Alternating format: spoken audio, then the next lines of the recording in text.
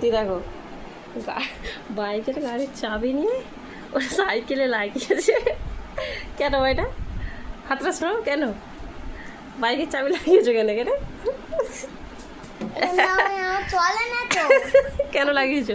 এই দেখো, চলে না। চাবিটা কেন লাগিয়েছো? আমার তো গাড়ি চলে না।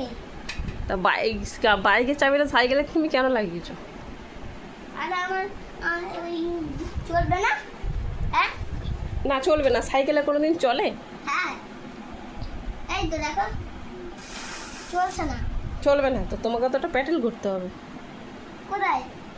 পায়েতে প্যাডেল করতে হবে, তবে তো পায়ে সাইকেলটা যাবে। ও হ্যাঁ ও